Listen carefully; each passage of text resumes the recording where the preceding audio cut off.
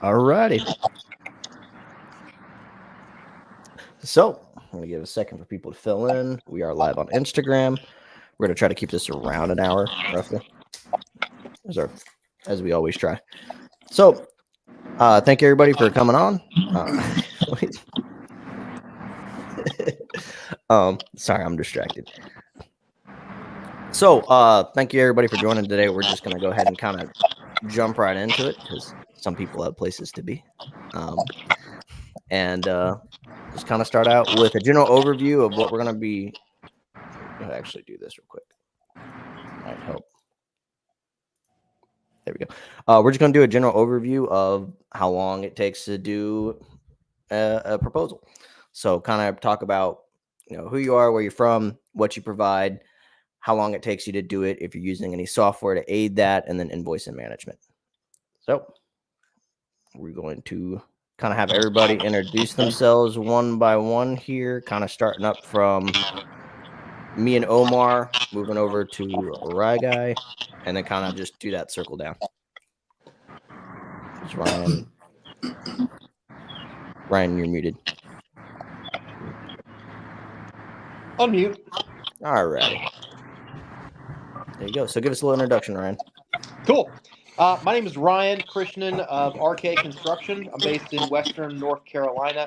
I've been in this business for about 4 years. My background is in sales, even though I worked construction pretty much all growing up. But my company right now takes any project that touches tile. So that primarily keeps me in bathroom and kitchen remodels.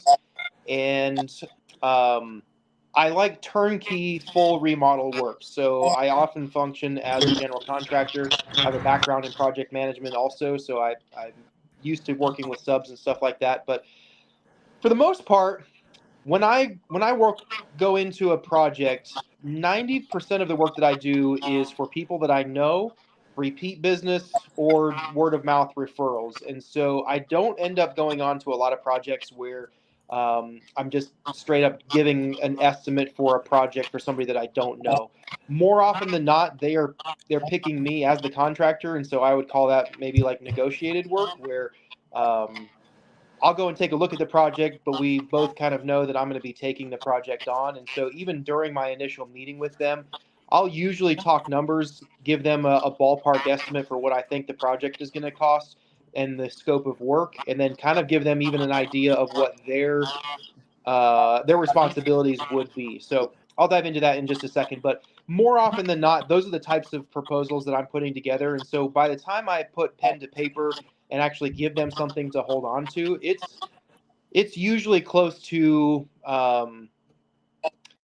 a closed deal, if that makes sense. And more often than not, that's like my first invoice is my estimate, or even my first payment estimate. So generally speaking, what I include is all installation materials, all labor that is going to go into a project, and it does not include any fixtures or finishes. So if I'm doing a bathroom remodel, I'm not responsible for things like your bathroom faucet, your sink faucet.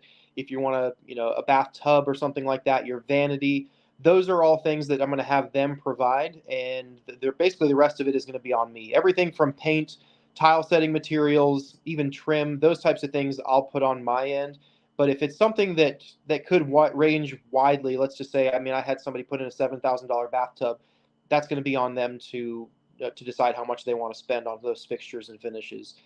And then when it comes to using or to putting pen on paper, I use a program called BillDo, and I use that for my estimates as well as sending out my invoices. And people can pay me really any way that they want. They have an option through there, either through PayPal or direct payment, but more often than not, it's usually a check or Venmo that I'm taking. And on that paper, on the estimate that I send to them, I'm really doing a scope of work. So I want to be as detailed as I can possibly be in terms of the scope of work, which is everything from what I'm providing, what I'm not providing, the labor that's going to go into it, as well as material selection. So anything from trim to even paint color, if we've discussed that, to the type of tile, so that when I go to do the work, And if there's any sort of change order, I've kind of already outlined really detailed what the scope of work is going to be for the price that I'm giving them. But on that estimate that I give, it's only one number at the bottom of the page, and that's the entire price. So I let my clients know, hey, this is an estimate. I usually try to be on, I'll tell them what I think the low and the high end is, and then I actually give them the number that I'm actually shooting for and the reason I'm shooting for that, so that they know, hey, if we get in here and we decide that something needs to be replaced, or if there's a rotten floorboard or something like that, we can address that. And I usually try to handle my change orders at 50% of the way through the project, and then at the end of the project. And I always put on my invoices as well that I break this down into 4 payments. So I take a quarter of it up front before I even start the project, to take a quarter of it after demo. I take another quarter of it once the tile starts, and then I take the last after the job is closed out. So that's kind of an overview of everything that I do. I'm getting into different types of work. There are not very many projects that I take on that are exclusively and only tile. I do have a few of those, but I'm getting into larger projects. Like the last 2 that I have bid have been like 3 full bathroom remodels, getting into the $50,000 to $80,000 projects range. So a little bit on the bigger side of things. And so on a lot of those, I find myself subbing out a lot more of that work than I typically have in a small bathroom. But I'll start it there. And I don't know if anybody had any questions or if I need to clarify anything, but that's kind of been my method. Have you enjoyed the 25 times 4? Has that helped out with your cash flow? I think so. I think it keeps it simple for my clients too, to know that when those payments are coming. I definitely like to have those payments throughout the project. I don't like to take a large chunk of it up front. I like to have some payments coming through the middle of my projects. But then also, I don't ever really want to get too far ahead without receiving payment. So I think 25% on the end of it typically works for most of my clients. But I don't ever want to be in a position where I've done work that I can't get paid on. And so I feel like if I get to the, towards the end of the project, and I have more than that 25% outstanding, I've probably done something wrong. So that said, in 4 years, I've never had a collection issue. I've never not received payment on anything that I have done. And I think that probably speaks more to the type of work that I do and the clients that I work with than anything. But breaking up into 4 payments has really worked well for me. Is there any strategies for you too about how you analyze your proposals, whether it's a specific markup or an overall margin at the end of it that you aim for? Not really. In fact, that's something that I'm learning some more in that arena about how to break that down. I think what I have done in the past, and like I say, it's really just been experience over the last 4 years. I kind of know off the top of my head what I think a project is going to cost, right? So, when I started this business, I set out to say, here's the amount of money that I want to make in a year, and this is how much I have to charge for my time in order to get to that goal. And when I look at a project, I kind of do the same thing. When I look at a master bathroom project, there's a number in my head that I say, this project has to be this certain amount, or I'm not able to take this project on. And so more often than not, when I look at a project, I know if it's one that I can take or I can't take, if the money is going to be in it or not. And so I think in terms of like my profitability, I don't know that I break that out ahead of time, and it's not a number that I just put on my proposal. This is how long my projects are taking right now. This is typically the type of work that I'm doing, the type of subcontractors I'm dealing with, the amount of time that it takes me, and this is typically the number that I'm able to be profitable at the end of it. And so, like I say, it's really not an exact science. I have a little bit more of an exact science when I start pulling my numbers together just to double check everything. But no, I haven't gotten so specific on that. Okay. Well, is there any more you want to add to kind of your process on that before we kind of move on? I will say I'm no pro. This is what has worked for me, and I think that my method on this has come from my background in sales, where oftentimes the sale, I'm not trying to sell somebody on something. If I'm selling them on anything, it's the value that I'm bringing to the table. But more often than not, when my clients know that they want me to do their project, I'm just explaining where the cost is going. And so I'm not trying to be super detailed in my proposals. I want to put together a proposal where I don't ever have to go back to them and say, hey, this is going to cost $50 extra if you want an outlet here. I try to build that into my price all the way up front so that I'm not running to them at every turn saying, hey, we had this come up, or, well, that's going to be a change order. I want to take all of that, as much of that out as I can. So if there are things like black mold under the floorboards or something that we have to deal with, that's a separate issue. But I want the client to be able to come to me at any point during the project and say, hey, is it possible for us to add this? And then not feel like it's going to cost them an arm and a leg, because I've already built that cost into my project the way I set that proposal up. Okay. That's about it. That's how I roll. All right. Well, I do have some questions, but we're gonna kind of save that for the end. So we do like a kind of recap and discussion. Cool. And if you're ready, we'll go ahead and move over to Mike. Thank you. Thank you. All righty. All right. So my name is Mike Eckert. Eckert Renovations. Basically, what I do is mostly bathroom remodeling, and I do the whole scope of that. I do tile installation too. I'll do separate projects of tile installation, sometimes on the side. But usually if I'm going in on a project, I'm doing the whole thing from start to finish. So we just go in there, basically, most of the time it's remove and replace everything in a bathroom, replace it. Sometimes we'll take down walls, sometimes we'll move stuff around, but most of the time it's just remove and replace. So it's all mostly cosmetic.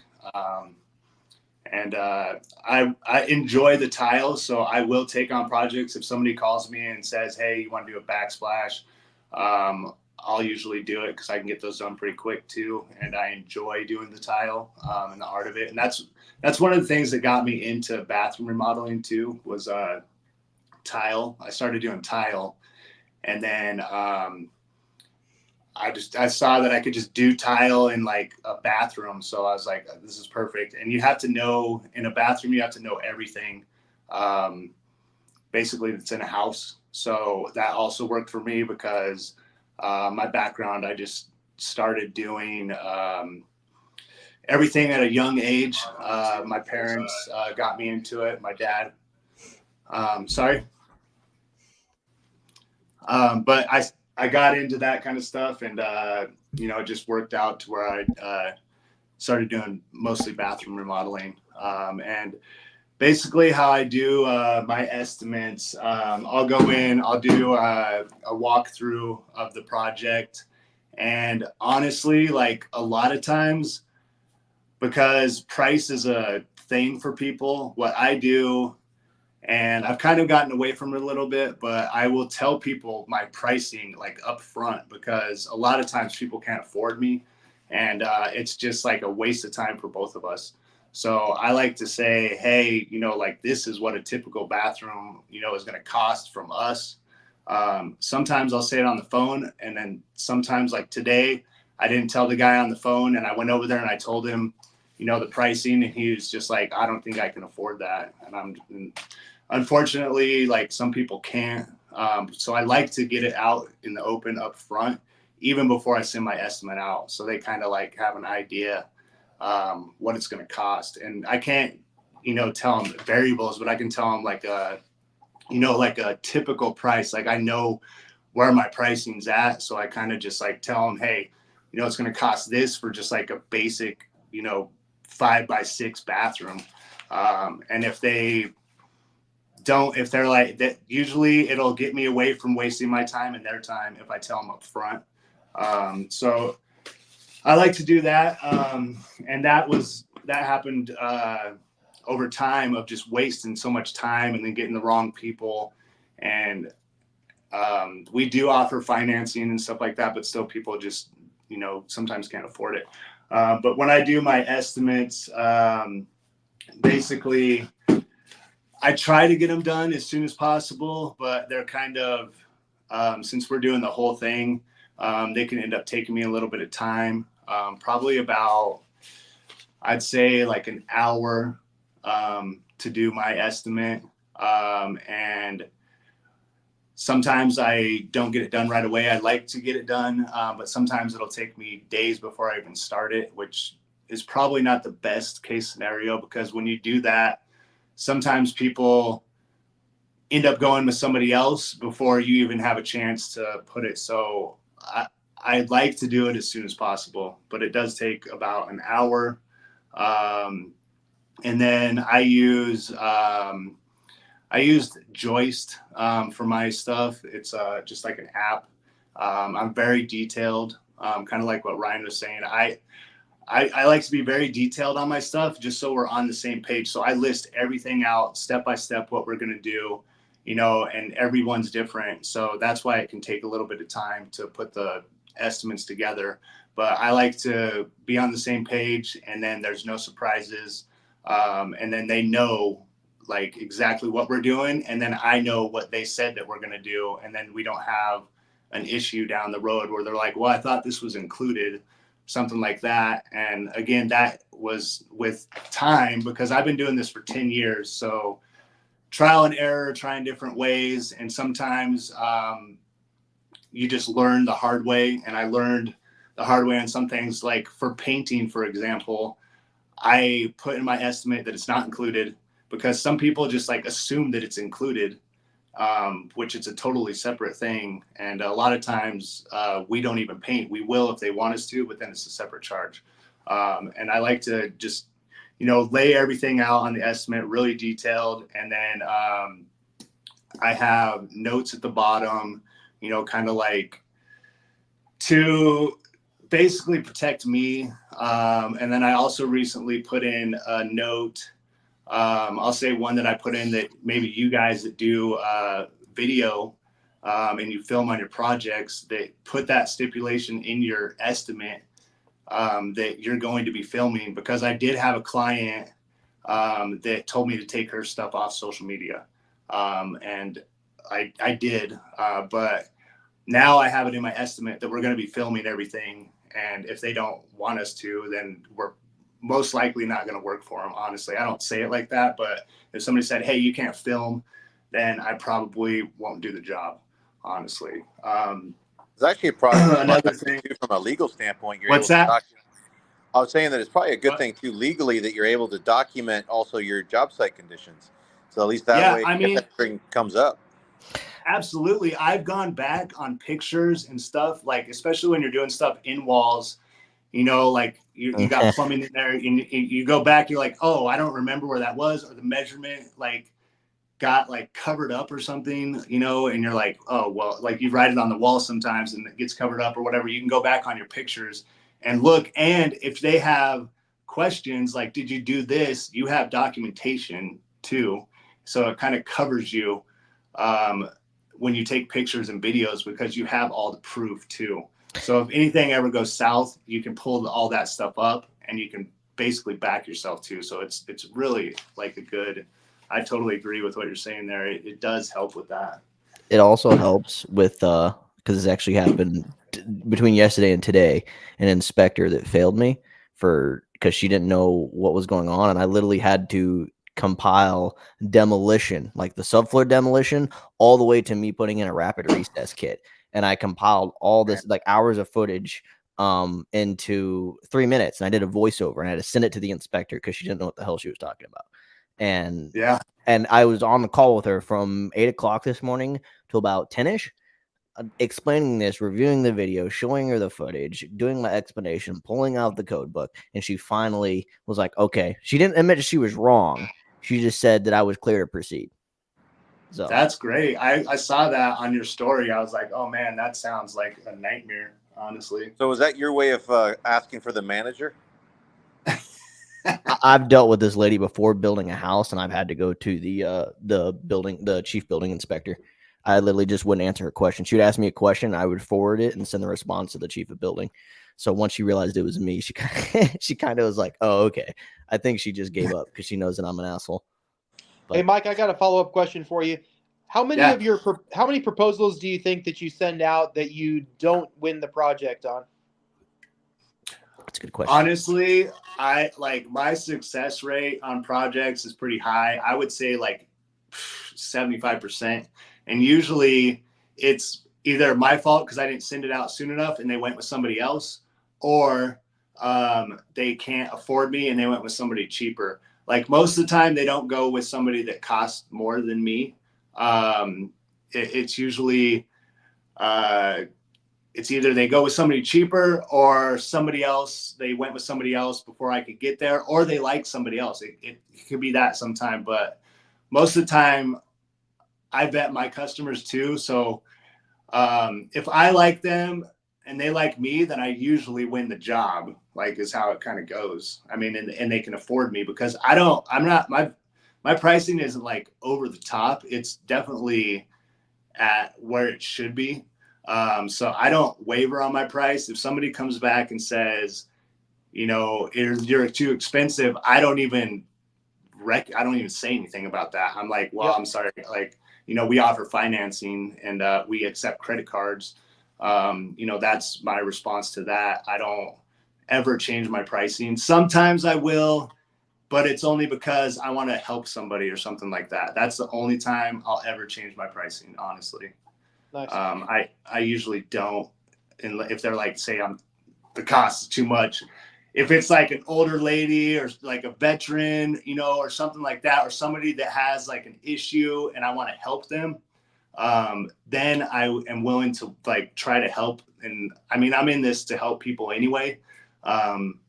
So it's kind of like a double-edged sword because I don't want to go on my pricing because that's what I need to charge to stay in business and to support my family. But I also do this because I do want to help people. So it's like, I don't know. And I think a lot of us are like that. Like we want to help people and we can't help everybody, but like sometimes we can and like we will, and some other times we can't, So Okay. Kind of last question for like invoice management. Do you use any software to kind of aid and accept payment and like manage all that, or do you do it pen and paper? So I don't use QuickBooks. I have talked about that, and the way you do it with the QuickBooks, I really need to probably do that just, for records and stuff like that. But my stuff, it's in the app that I have. It's Joist. Okay. It can connect to QuickBooks. Mhm. I don't connect to QuickBooks, but I take payments through that. And there's also you can do financing through it as well. And I have nothing to do with the financing. If they choose financing, great, because I get the full amount right away, which is awesome. And then they just pay whoever they finance with. But I don't have anything connected to it. I've been using Joist for probably like 9 years, I would say. And I like it. I mean, it's good. It costs me monthly to have it, but that's basically what I use. And then when I go through at the end of the year, I just like go through my invoices and add them all up, basically. And then that's where I see, because I don't do materials. I do labor only. And I've thought about doing materials, but I do labor only, and then I just have them pay for the materials. And then that way I don't upcharge for it. And then I don't have to like record that for taxes. So, I mean, someday maybe I'll do materials. But right now it's just labor only. Okay. Well, that answered all the kind of talking points. So if you have if you've completed that, I think we'll go ahead and move on to Josh. All right. Interrupt his slumber. All right, here we go. And hold on, there you go. Sorry, I was all muted. I was just getting comfortable, man. You falling Yeah, asleep Josh. on us on our own podcast, bro? I'm sorry, man. I'm sorry. Man. Try not to. Try not to. I'll sit up. I'm being a chump. Yeah, Josh Nicodemus, general contractor. So, what was the question again? How do we do our invoicing? So quickly, like the proposals. services that you offer first. Proposals. Like, Okay, yeah. So general contractors. So we do everything from we've done some new construction, mostly renovations, down to small projects, handyman stuff and bathrooms and little stuff like that. So yeah, as far as like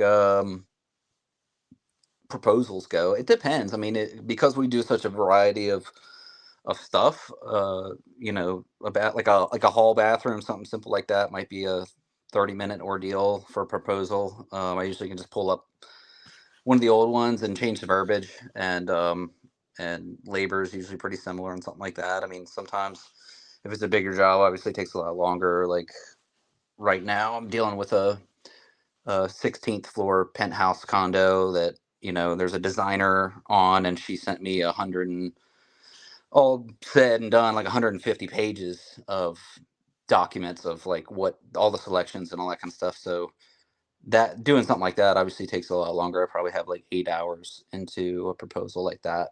Um, all that to find out that I'm like 150 grand over their budget. So that kind of stuff I'm still learning a lot about, because my quick background is like I started my first remodeling business in 2012, and I had a business partner then. He did all of our in-house design and estimating, and I was like managed all the field crews.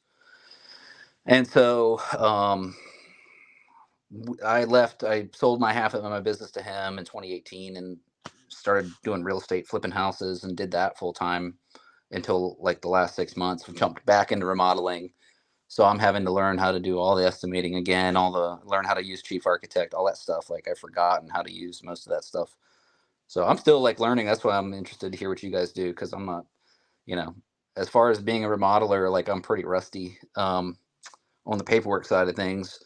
And I have a CPA that they do all my QuickBooks and all that, my bookkeeping and stuff. But as far as invoicing goes, I'm just using a PDF file. So I just do it in Google Docs and change the name and change the amount and send it off. So it's pretty low tech, low key. So as far as like proposals, I do on just a PDF document. That's all I'm doing. I'm coming up with all my prices I have spreadsheets for like each type of project, and I go in there and just adjust the numbers to like how much labor and how much material.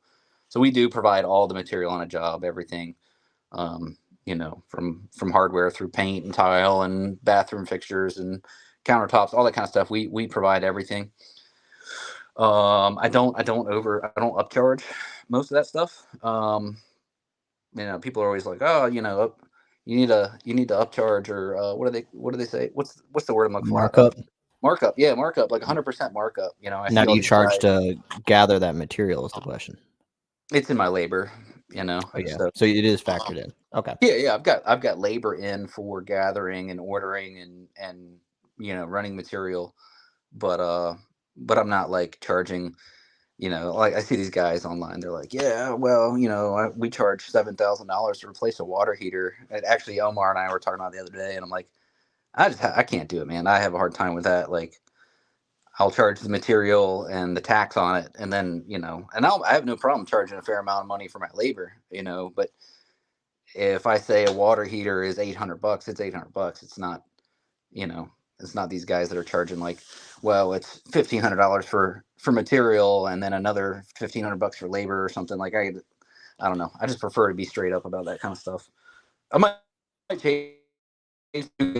Like I said, I'm kind of new. I'm kind of new at all this again, or like relearning it. So maybe that'll change over time. But yeah, proposals my are question pretty is, low. Mhm. so question, just because that's kind of uncommon for some people to not charge a markup in some Mhm. cases. So you're charging to go pick up and kind of oversee and gather that material. I mean, Mhm. if you're, let's say, for example, picking up that water heater, if you had to drive to the store, what Mhm. typically would you charge to kind of pick that material up? And then what would that equate to? Like, would it still be like a standard 20% markup, or Yeah, I know you're so not it's marking it up, but yeah, for sure. Yeah, it just goes into like what our hourly rate is. So, I typically charge about $500 a day for each of my guys. So if it's like two guys for a day, and that includes the whatever going to get the materials, then it's just hourly, part of their hourly rate. So, to be honest, I don't overthink that a whole lot. Like maybe I should, but yeah, I just figure like, okay, how much work can they get done in a day, and then bill that accordingly. So, yeah, that's typically how I do it. and typically, how detailed are your proposals? Are we talking like line by line, or is it just lump sum and scope of work, or? Yeah, so scope of work with a lump sum, and then I have a selection sheet with allowances. So I do like, since we're providing everything, I usually say, here's your allowances for like your bathtub, your tile, X amount per square foot is what I'm allowing for. And that way they know, like, hey, if I pick, you know, I've got $7 a square foot for your shower tile, and if you pick something that's $25 a square foot, they know exactly how much they can spend to stay on budget or how much more it will be. Question on That, that then, if you don't mind my asking. Mhm. So do you ever run into the inverse of that, which would be them saying, hey, I picked tile, it's $4 a foot. Are you going to give me that $3 back?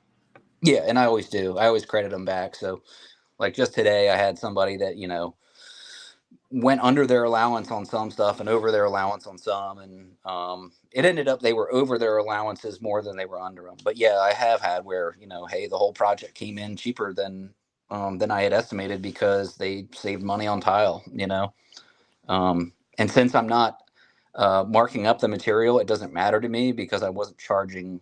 It's not like I was going to make extra money on the material, so I don't care if they save money on material. It doesn't matter to me. So, question on that then.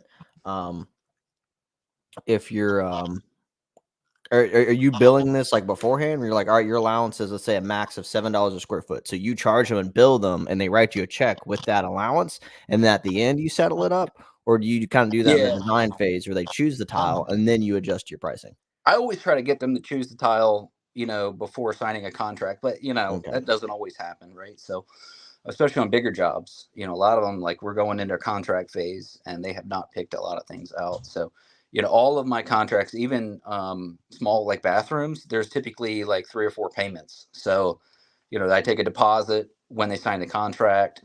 I take, typically a first payment after like drywall or something after demo, depending on how big the job is, and then a payment at completion, or a payment after paint, or a payment after tile completion, whatever the job is.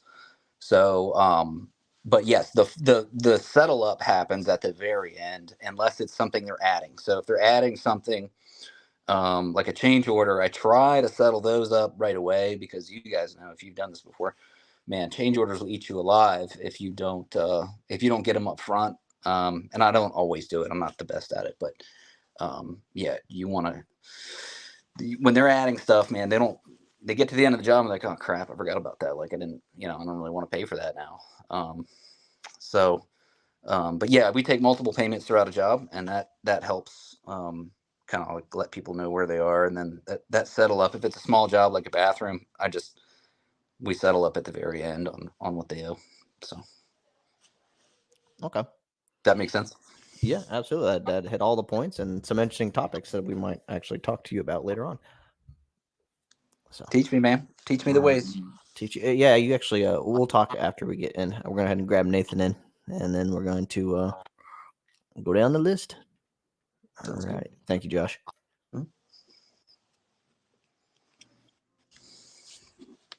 Is it my turn? Unfortunately, no. I'm kidding. No. Yeah, it's your turn. All right. Well, I'm sorry I had to bounce out there a second ago. Chili's called to confirm my reservation. So, my name's Nathan Parsons. I own the Porcelain Slab Company based in North Carolina, but we service some of Virginia as well as some of coastal Carolina, South Carolina. But I've been actually probably one of the few guys in here that can say that I'm still learning a lot of this trade because I come from the granite industry. And I fell into the porcelain slab world back in 2014. So I've had to really learn a lot of the community's ways and how we do things. Because even in my early years in the granite industry, running a very small mom and pop shop, we would just walk in and we would already have a per square foot cost in our head for countertops. And within 10 minutes of figuring out square footage for the counters, boom, here's your cost. And, just write me a check. We're ready to go. Well, that doesn't work for porcelain slabs, especially in the early years. I lost a lot of money with customers doing, as one of the other gentlemen said, oh, I thought that was included. And then they would short pay you. Oh, you don't do the caulking. Well, I'm going to short pay you for that. And so we just learned that our contracts had to be very detailed. And so a few of the places that I've worked over the last few years, they were $14 million operations doing granite and whatnot. And so I learned how to get very detailed in our proposals, whether it was a massive commercial job or if it was a simple fireplace surround that's only 16 square feet. I still go into every job trying to make sure that should there be a disagreement, is it in writing or is it not? Is it included, excluded? Is it custom? Is it standard? And we write it all out, every single proposal that we put together, so that come that disagreement that cannot be resolved face to face, should it have a third party mediating a solution, what's in writing is the law. So that's the contract, and that's how we go about it. So it does take some extra time to write a thorough, detailed proposal that way. But I've found that it really also brings to the table a very professional approach, because the customer realizes we put in a lot of thought to what we're offering them, and to have all of the standards from ANSI included, to know that we have thought of a lot of things that they didn't even know needed to be addressed. But at the inverse, it also allows us the chance to say, we are not going to do this, this, and this. This is our purview. This is our right. This is our decision to make sure that the job gets delivered as best as possible to you. And that's kind of our finalized approach. So I've cherry picked a lot of information and a lot of structure from some of the larger granite outfits that I've been with, but we've customized it to each and every one of our customers. So, we did a 6-figure commercial job that we used this proposal on, and then I cut that down for a $1,500, as we said, 16 square feet fireplace surround. But at the end of the day, it shows our labor. It may or may not include material. It may also include material as its own line item. And then we would go through different zones of the project. So if it's flooring, wall application, we'll go through and preface that out.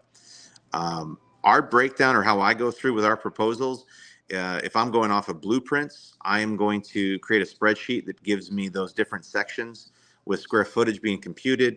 And then I love Excel. So I just love creating different codes that allows me to affect one number and see it break down and affect all 4,000 square feet or 2,000 square feet. And once we have that breakdown, that's when I'm able to review those numbers and add them into the cost of our proposal sheet. Accounting wise, we do use QuickBooks. I find that for the size of our business currently, it's very, very effective and quick. It allows me to know right away, as we're entering costs on jobs, am I still meeting my profitable margin? I think that's something that we did not have, my wife and I, when we had our granite shop going, and I wish those lessons could have been taught to me much sooner in my life so that we saved some money. But the fact of being burned, losing, and failing, I think those are the things that are just as valuable as going to a university or to a college education, because you apply that and you learn those red flags so that in the future you don't repeat. So that's, I think, one of the things I've told many people that have talked to me one-on-one is that I've probably lost a good 100K working with porcelain slabs through learning the techniques on my own, through being burned by customers, having slabs break. And I would not give back that education for the life of me. It's why I love talking about slabs to everybody. And it's why I quit my GM job to go run my own business again. Gotta love suffering. So real quick, because maybe I just missed it. So do you just work with the slabs and the tile? Do you offer more to the renovation, or are you just specifically doing the tile work? So I will answer your question with, again, a humored joke that I will use with customers. If the tile is smaller than 30 by 30, I'm probably going to get a little lost with it, and I'd rather not work with it. So I may bring in some subs to help us out if we're doing tiles. But for the most part, 2 foot by 4 foot is about the smallest tile that we're going to work with. We have done some mosaics and shower floors. But a lot of my customers, they want to have a full slab piece, envelope cut, put on the floor, which that falls right in line with our skill set. And so we have worked really hard to understand and to work with those tile parameters so that we're not the quintessential cliche granite shop throwing silicone everywhere. We want to understand the thin set and the waterproofing and how to build a shower correctly. I am going to throw out the flag that I know some people don't like, but I am a foamer because I have no idea how to do a mud-based shower. But in my opinion, I want to be in and out as quick as possible so I can get to the next job as quickly as possible. Revenue and turning it that cash flow that we've discussed on this podcast, like that's the stuff I've learned that is most important, is getting the volume, getting it done, but getting it done right so that you don't make the return trip later on. Okay, so you aren't managing like plumbers or installing the cabinets, supplying fixtures and all that stuff. No, we're very upfront with our clientele. We are specialists. If you need a plumber, we might have a list that we can recommend. If you need shower glass, I will gladly help you find the right people. But all of that we expect our clientele to already have. And that's kind of the rock star world. I say that obviously with joke. Tile is awesome, but with porcelain slabs, we're that new cool thing that everybody's chasing right now. And so they're finding us. They've already got everything else selected. I think in the last 8 months, I've only had to find options for one customer. Everybody else is already coming with their choices, with their slabs picked out. Lord forbid they've already been delivered, because those are the people that scare me. Like, how did you order slabs but not figure out who's going to move these massive things? And then in turn, how did you get them to your job site? Like, that's red flag. No thanks. I'm going to charge you crazy so you don't choose me. But yeah, it's just kind of neat that in the year that we've been on our own running this thing, tremendous growth, lots of mega quotes that we've done, calls from all over the Southeast, but it's been unique. I will put it that way. Nathan, who are you primarily sending your proposals and estimates to? Are these homeowners, or are they going through the general contractor, or what kind of Or a clientele are you designer. actually submitting a proposal to? So I have 3 main revenue channels that we have been working with. We have been doing commercial quotes. So that's been going to the general contractors. We've had homeowners contacting us directly. And then we've got the third party, which might just be the designer trying to connect with their client. Even the distributors, like we've actually had to do a couple quotes for distributors to provide to their client. So we've kind of had a little bit of a mix of everything. But at the end of the day, once we get in front of the decision maker, we're able to at least sell our services, sell that knowledge, sell the ability to get the job done the way they want. And I mean, it helps to say, as you know, a couple of you guys have mentioned, you guys have been doing it long enough that you're experts. And the slogan that I use a lot is that an expert is someone that has failed in every possible way of their very specific field of work that qualifies them as such. And again, I've failed so many ways that I can explain why we don't want to do what they're asking for, or why we're going to do it a specific way. So as long as we have that kind of conversation during the walkthroughs or during the analysis of their job, that helps a lot with getting the close. And then it just comes down to seeing if we fit their budget. Do you have a pricing strategy when you go out into the market? Are you trying to be at a certain price point, or are you trying to offer something different than competitors, perhaps? If you have seen me haunt any of the tile group pages, I am a big proponent on figuring out what your business costs to run. That's through the education that I received in that general manager role working for Cosentino, is that we knew what we needed to make a month. We knew what we needed to make a week. We knew what we needed to make a day. We knew what we needed to make per square foot on each and every slab that we sold. And that analysis is what I have transpired, and I've revised it multiple times in a year, but I basically look at the time it will take to do a project, my overheads, my costs, my insurance, actually one thing I'm going to be adding is the life insurance policy for me, but adding all of that to understand what am I actually going to cost per day and adding a margin to it. And that will help cover the oopsie daisies and the unforeseen costs that you run into per day. But just being more detailed, the better in some of these spreadsheets, so that it helps me get a number that I'm comfortable with. And talking with other guys that are doing slabs around the country, I know that I'm going to be in that middle cost point, but it's a cost point I'm comfortable with because I don't break slabs every single job. So I don't need to account for that extra one.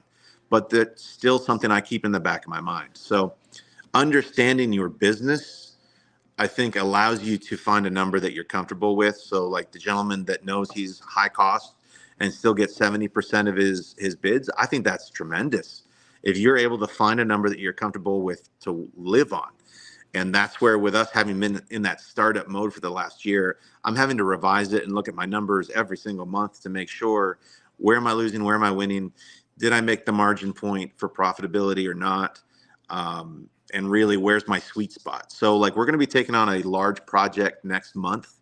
I'm going into it with a very low labor only, no thin set, I don't have to provide any of it, cost, and I'm going to see, is it profitable?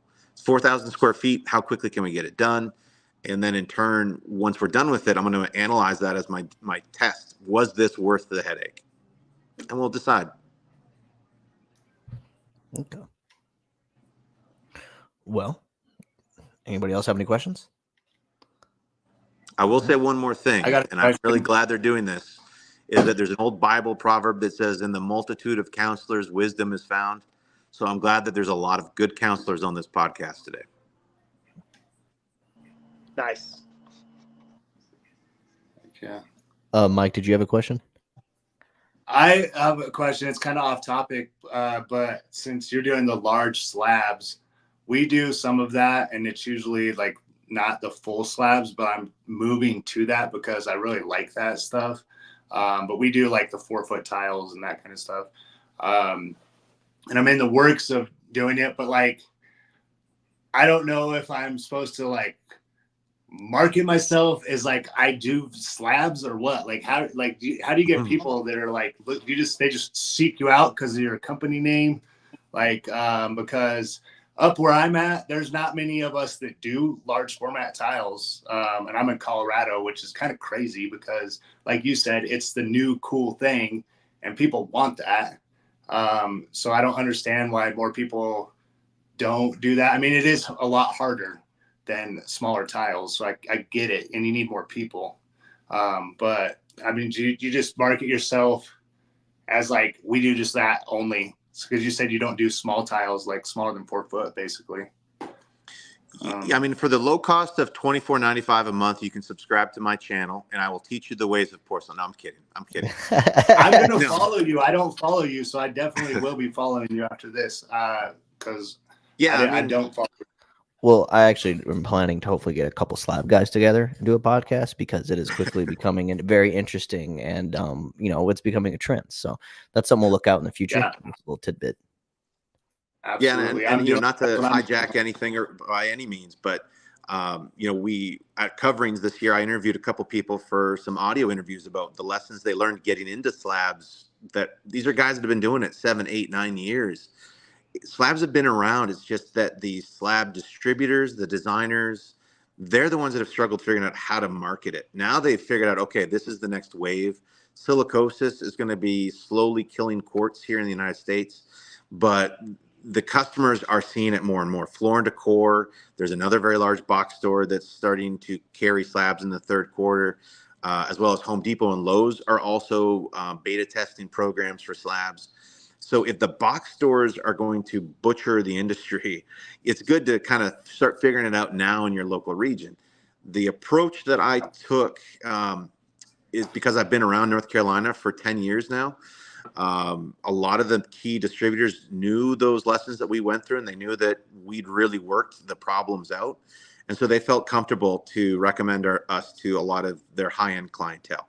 But it's a matter of figuring out the market that you're in and who are the key players that are selling the slabs, and also the stone shops.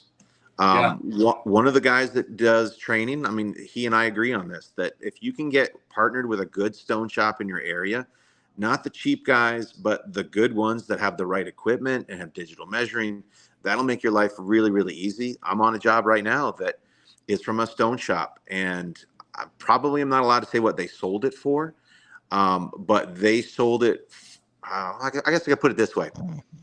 They purchased 120 slabs at $1,000 a piece. I'll let you do the math. We're tile guys, so I know it takes a while, but that is just 1/7 of the cost of the project. So that's a huge markup on this. And it's a $5 million house. 120 slabs of Decton going into this project. She wanted it to be a high-end presentation. So if you can get connected with the right stone shop and you convince them, hey, you won't have to touch the job at all. You you just coordinate it. We'll take care of the rest. That helps get your foot in the door. Now on my side of things, because I'm a stone guy, I do all my own digital measuring. I'm a trained trainer for that company. And so the way they fabricate is the way I want it. And so it helps me on speed, on getting it in, getting it out. We call it lick and stick. Like the slabs show up and boom, boom, boom, they're in. So, that's the experience factor. Doing it score and snap on site, you're going to take a lot more time, but that's where you need to account for that in the proposal numbers. Yeah. Okay. So, well, Appreciate it. kind of bringing us back in, because again, that's another rabbit hole we can run down when it comes to slab work. And obviously Nathan will be a wealth of knowledge for that, so we'll have to get him back on at some point. But I'm And gonna I will kind of talk your ear off. Well, I'll talk your ear off too, and I'll let you talk my ear off. So, digital measuring, yeah, he does. He's got a whole setup, Groovy. So, all right, well, we're gonna go ahead and kind of move on to Leon. Nathan, if you have to head out and go to Chili's, we understand. Or you can hang out a little bit. It's that raspberry tea, man. It's so addictive once it hits your tongue. Yeah. All right, so we'll go ahead and swing Leon in. Thank you, Nathan, for Yeah, no giving us your problem. input. All righty, Leon. Hey, what's up, brother? First off, man, I just want to say really quickly, man, I'm glad I'm here tonight joining you guys. I've already just listened to you all. I've already got a gangload of facts to take back with me. But so my name is Leon Alvarez. I'm the owner operator at what's currently named Flooring and Tile Designs, based out of Central Florida. And so I do bath remodels. I do flooring work. If I got to tear the flooring out and put the flooring back in, 2 separate costs. And from the homeowner's perspective, or the general contractor, once they give me their scope of work, whether it's tear out this shower or tear out this floor, and after they decide what type of tile they want to put down, which is something that I need to know up front, because if it's going to be a herringbone and it's going to be a 3x9 tile going in the shower versus a standard 12x24, or something that's 24 by 48 inches, I mean, that varies the cost, obviously, because of the quickness. But so I get the proposal, and if it's for a bigger project, a bigger bid, I kind of tend to, in the back of my head, I give myself a little bit more time with those, because there are a lot of factors that I have to sit down and coordinate with either the contractor or the homeowner. But typically I try to, if it's a residential job, I want to get this to them, kind of like what Mike Eckert said earlier. I want to get this to them in a timely manner, because I know what it's like to have something done inside of a home, and then you kind of want it to be done as quickly as possible. And then what a lot of people don't understand is they need it done the right way. So my pricing on that, I'm definitely somewhere in the middle, but I get the scope of work. I try to get to it. I always tell the homeowner anywhere from 24 to 48 hours. That just gives them a little bit of something to feel for, something to gauge the process off of. But if I don't have anything immediately to work on that night, I try to work on it that night. And it only takes me, if it's a standard shower to tear out, put in, I can probably have it up and sent out to them in a couple of hours, 2 hours. But my mindset with that is I definitely want to get it to the homeowner as soon as possible. That way they have something to work with, and they're not, I don't know, maybe possibly lose interest or whatever the case is. And I don't include, the things that I don't include are shower fixtures, because I think it was Brian that said it. There can be just a variety of different types of shower fixtures. The price range differs on that, and so I do ask them to get the shower fixtures. Typically, I ask them to get the tile, or at the very least select it and pay for it. Tub, paint, anything that comes down to the connecting the color, coordinating colors or coordinating the finishes and things of that nature. I tend to always let them know up front, like, you have to select this. If you need it delivered, I can deliver it, but I don't want to have the responsibility of selecting like what type of finish, what type of color, what type of tiles, if possible. And that's just something that I kind of had to learn. I guess for me, I had to learn that the hard way. There was a job that I was responsible for selecting the tile, the grout, and selected a grout that personally I thought matched, and grouted it. When the homeowner got back in town a couple of days later, she's like, I don't like it. And I'm like, no, I'm stuck with this shower that I just completed. I had to put all this grout in. And so not only do I have to pay for new grout, I have to take all this grout out. And it was a headache. So from that point forward, moving forward, I just made the decision of, you pick it and I'll install it for the most part. And yeah, if it's a small job, maybe like a demo project or something, I don't always ask for something up front. If it's a bigger job, if it ranges anywhere from like $4,000 to $6,000, yeah, I'll definitely take 25% up front. And then depending on how long the job lasts, if it lasts more than a couple of weeks to a few weeks, I may ask for a draw, but I try not to, if possible, just to, I don't know, less trips to the bank, I guess.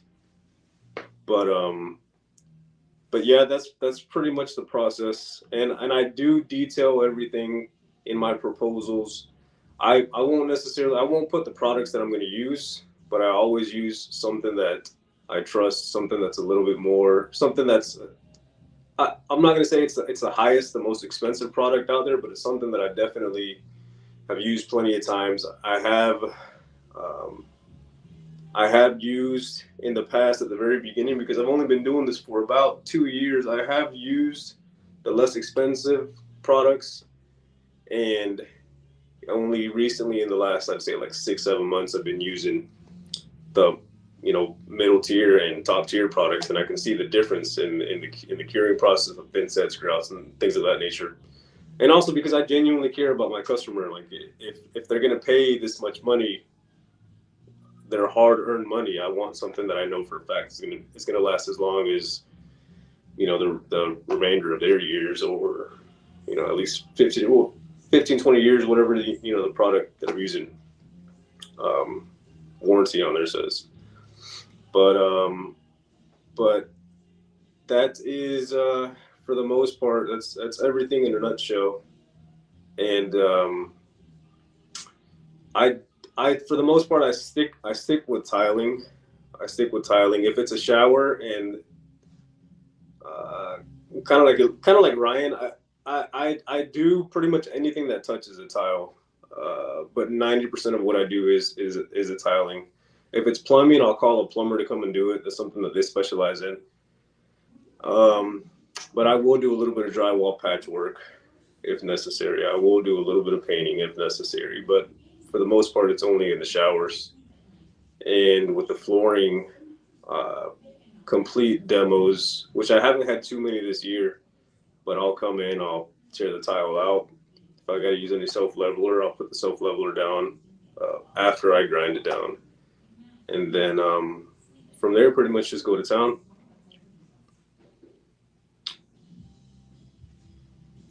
Okay, so kind of circling back, so you said it takes you about 24 to 48 hours to get back with the customer, but how long does it take you to actually like sit down when you put like pen to paper, or you're writing it up? How long does it take you from the point that you're writing it up to the point that you now submit it to the customer, roughly, for like an average for the scope of work that you do? On average, personally, it can vary widely. For example, while we were on the live, I got someone that reached out, a contractor. She reached out and she sent me some photos this morning. And then while we were on the live, I got a little notification. She asked, "Are you interested in submitting a proposal for the job?" And I sent her back, "Yes, I'll get it to you tonight." So I know in my head before I do what I have to do here, I'm gonna take about 30 to 45 minutes, and I'm gonna make sure that I have all the facts of do the walls need to be built up, because she did say that it's already demoed. So do I have to build the walls up? What type of grout do you want to use? Do I have to put the pan in? Do I, what's the square footage of the tile? And I have a set price for the tiling, more or less, at about $25 a square foot. Everything else, I kind of gauge off of how big the shower is. Do I need to build a pony wall? Is she going to supply the Durock or HardieBacker, which is majority of what they use down here in Florida for builds and remodels is HardieBacker. I wish people would spend a little bit more money to get foam walls, but you can wish, right? But typically, if I have a clear schedule, it'll take me about, I'd say, anywhere from 30 minutes to an hour. But that's only because I already have certain price points. And I learned after about a year and a half, just over a year and a half, is when I learned, okay, well, this is kind of where you want to be at. So I do have like a square footage price for the install of the shower, of the tile. I've got a price for the tear out of a standard shower. I have a price for the building back the walls for, a standard shower. I have a price for what the plumber is going to charge me to come and do his job. And I get a little bit lost with the vanities, just depending on the size of the vanity, on how much I should charge. But other than that, everything I already kind of have a cookie cutter way of pricing that out. So it does go a little bit smoother, but it's only because, I had to learn the hard way. So yeah. Okay. All right. Does anybody have any questions on that? Living in Florida, have you met the Cookie Monster yet? Dude, I was actually trained by the Cookie Monster, dude. I'll be honest with you. And Instagram was one of the reasons why I decided to leave that overpopulated, that saturated market, because I learned, I'm Mexican American, so I came into the field of work with contractors that hired primarily Mexicans, and they're just fucking beans and rice flying everywhere, dude, and they're in like super quick, dude. But the quality of the work is, also like I sealed grout on a brand new home floor. Brand new home. It was completed like I want to say like 2 months ago, maybe a month, 2 months ago. They moved in and I was sealing the grout. I was walking around and dude, I could hear hollow spots everywhere. And I was like, man, what the fuck? I'm not to talk down to them, because they bust their ass just like everybody else does, but the kind of pressure to just come in and get done with it and hurry up to the next one. And there's a lot of things that are overlooked, but shit sucks. It definitely sucks. I have to see that anyway. For Okay. sure. Well, if we're completed there, I think I'm gonna go ahead and pull Oscar in and let him give us the rundown. Thanks, All right. Leon. Thank you, Leon. Hi, guys. So I'm Oscar Barradas. I'm from Texas, and my company is OBF Tile. The only thing that we do is tile and hardwood. I mean, we'll do a little bit of laminate or luxury vinyl plank over here, now and then, but mostly it's tile. We don't offer any plumbing, painting, nothing outside of prepping the walls, prepping the floors, and installing the actual tile. So my pricing will include materials, setting materials like board, thin set, grout, and they are supposed to get their own tile. their own trim or metal trim, and just have it picked out. If they need me to pick it up, I need to know that ahead of time so that I can charge for it. And then when I go to the estimate, I walk through the job with the owner or the designer or the GC or whoever. I work for anybody that will pay my prices. So it could be anywhere from a builder to a homeowner. And I need to know the selections for tile before I can submit an estimate. Otherwise, we're just walking into limbo, and then I can give you a price, and then you come back and you're like, oh yeah, I bought this beautiful 5 foot by 10 foot tiles, and then it goes nothing according to the pricing that I gave you, which was probably somewhere between a 12 by 24 and a subway tile. So definitely need to have selections before I even book an appointment to go meet you at your house, or you should have an idea of what you want. And then if you change it later, then you're aware that it's going to cost you more money, whether it goes super small or super big. We do and are trained to do porcelain panels, but unfortunately it's not as common in my area yet, even though Floor & Decor start carrying them. That's kind of a bad thing though, because you can get it at the box store. So that means that anyone is going to start installing them. And I've already seen a bunch of failures around town, which is going to happen, unfortunately, because in the customer's head, it's like, okay, well, they're bigger and you're only having to put one piece on the back wall. So it's easier, right? It's going to be cheaper, right, Oscar? Yeah. And it's like, no, you have no idea what you're talking about. So when I write up the estimate, the scope of work, it's detailed, but the price is a lump sum. So it'll say something like hall bath, this much. And then in the scope of work, it'll be like, we will demo the tile. We will do this. We will do that. And then at the end, a separate line item of I will specify what we're not doing. So we will not do any painting. We will not do any plumbing. Like someone said earlier, I can, if they need a plumber, I got a couple numbers I can give you. If they need a glass guy, I can give you a couple numbers, but I have nothing to do with it. If you contact the guy and something goes wrong, it's not on me. So, here's 2 numbers. You don't have to use them. Sometimes I also just say, hey, you can call this company, like I've seen their trucks on the highway. I don't, honestly, that's up to you.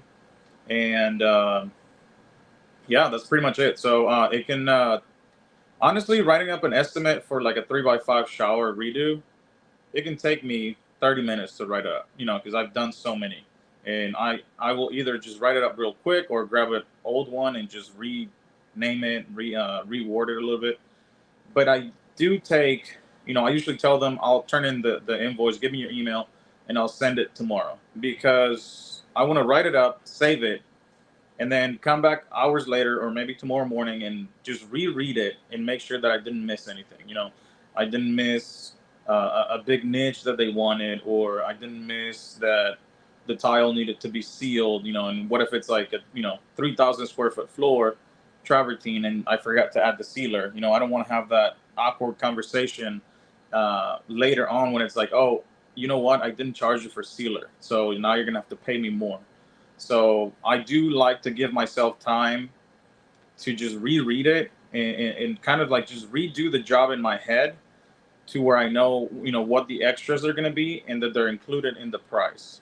Now, if it's a new construction, because we also do new construction, new construction with 6 bathrooms, that's going to take me probably about 4 or 5 days, between me writing it up.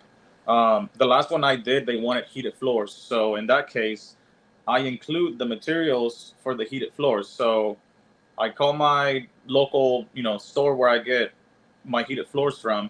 I get the current price, and then I put it in the bid, because, ever since COVID, all the pricing, it can be $100 today, and then you call next Monday and they're like, oh yeah, well, we had a price increase because of whatever. And I don't want to be in the hole for that. So, yeah, pretty much I think I've covered everything, right? The only thing you kind of lack was, do you use any software to kind of aid in both your measurement and your quoting process, and then your invoice management? Yeah, the measuring machine, it's me, and then I use Invoice to Go, which is I've been using it for years. It's a yearly subscription. It pretty much I can do estimates, work orders, invoicing, uh, materials list, whatever, and then I can, if I really wanted to, I could measure the job, sit in my car for 15, 20 minutes, and send the bid even before I leave their part, their driveway. But like I said, I want to give myself some time. But it's really nice to have something on your iPad or on your phone where you can just write it up right there and then you can get home, pull up your computer, and then everything is synced. So now, if you need more space, more room for reading, like maybe you need to read some plans on the computer, then of course you need a bigger screen. But then you also have your smaller screen to be checking prices on. So when I'm doing like bigger estimates, like I said, new construction, I'll usually have my MacBook, my tablet, my iPad, and my phone. Either making calls, drawing stuff. Because I also use on the iPads. There's an app. What's it called? Freeform. So I can import a photo into Freeform, and then using the pen, I can write on the picture. I can do arrows. I can change the color of the writing. Do square footages. Just pretty much all the notes that you need to have. So when you sit down to actually come up with an estimate, you're not forgetting anything. So I'll import the photo of a 3x5, and then I'll do an annotation. They want a big niche on the back wall. No trim piece. Big tiles, 12 by 24s, 48 by 48. Whatever it is. I just keep writing notes. Whatever information I can get from the client, then I can write it down. And then when I'm actually writing up the estimate, I have all the information right there. So, but when it comes to actually writing the estimate, yeah, it's going to be Invoice to Go. Okay. So on the Instagram side, Kyle asked if do you change your prices for builders versus homeowners, or is it like a standard pricing for both? Oh no, it's the same for everyone. Yeah, no one gets a special treatment. Like I said, I can work for anyone if they can pay my prices. So if it's a builder, usually I struggle a lot because they want to make more money. They're a middleman also with GCs. But over the years, I've been able to pick my clients, and then the builders and GCs that actually hire me, they want to deliver a product that's gonna keep getting them work. So they're just used to paying my prices. If they don't want to pay my prices, it's fine. No hard feelings. You can go find someone else, and they can do the work for you. But I'm not gonna negotiate just so you can make more money. It's like I'm not gonna stab you, but at the same time, I don't want to take money off. Because any $100 bill that I take off the bid, it's $100 that I could have spent somewhere else on my business or on myself or lunch, whatever. So I'm not going to take any money off, and yeah, it doesn't matter who you are, a designer, GC, or whatever. What would you say or estimate your normal backlog of work is, like your queue of projects? Well, usually it's about 2 to 3 months. So, I'm also a small operation. It's just me and my helper. So, like a tough surround, like a 3x5, it's going to take me a full week. A new construction could take me up to 2 months. So, usually I stay busy about 2 to 3 months ahead. And then I really never have to look for work because as that time is going, I get more calls and then I go get more estimates. And since these are all word of mouth, pretty much all I have to do is show up, give them a price. But the battle is already, I've won the battle already just by going because, their sister, their neighbor, their aunt, whoever gave them the number, they already talked me up so much to them that they really want me to do their job. And most of the time, honestly, the money is not an issue. I've worked to get myself into my clientele is not fighting me for peanuts. They're just people that want to have me do their work, and they're willing to pay what I'm worth, and I'm there. And then when I show up, I deliver.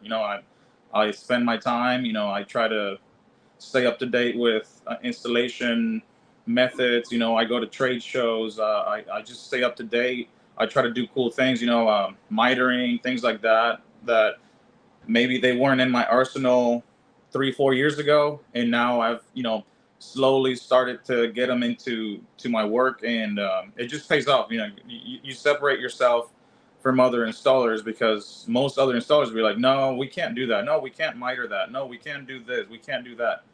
And then I show up and it's like, yeah, no, you can definitely do that, and we can do it. It's just going to cost you a little more, and that's what they like to hear. So yeah, so back to your question, about 2 to 3 months I stay busy. And I would think too, with you keeping that extra money in your budget and your proposals, that allows you to get brisket more often. Oh yeah, definitely. And ribs. Baby back ribs especially. Okay. Well, that Ribs pretty in much Texas? Mm. that's a pretty quick. That's something special down there.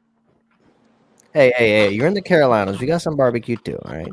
Listen, I'm a huge fan. In fact, baby back ribs are my jam. But I feel like in Texas they don't do ribs very well. I could be wrong, but Just don't go to New York and get barbecue. I learned that the hard way. I was like, oh, pulled pork? I was like, absolutely. And I was like, oh, I think I messed up.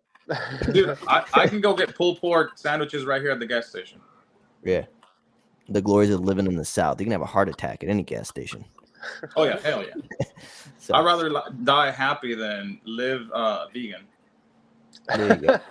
I- Said like I a will true say, Texan. not to get again diverted here on the purpose of this podcast, but Atlanta was amazing. It had my favorite Canadian coffee store that just opened. It had Whataburger from Texas, and then on the way home to North Carolina was a Buc-ee's. I mean, it was just an amazing trip. Nice. yeah. Yeah, that Alright. Buc-ee's is actually like the biggest Buc-ee's in the world now. That one up in Tennessee, that new one. Yeah, I was gonna say, I feel like it's right around here someplace. Yeah. Well, they're gonna open another one near San Antonio that's gonna be even bigger than that one. So enjoy it while you can. That's Okay. bonkers. Get that All right, tile well- contract. There you go. So thanks, Oscar. That was pretty fast, quick, and simple. Got any closing statements or anything you want to add? We kind of got an extra person in here last minute, Adam, so we'll pull him in because he's also a pretty good person to ask these questions to as well. Well, closing notes. I love everybody. I love being your tile coach. Oh no, that's a different channel. Oh. Sorry. Oh. No, but cool. I just being a labor only contractor, it really makes it more simple, right, to do an estimate.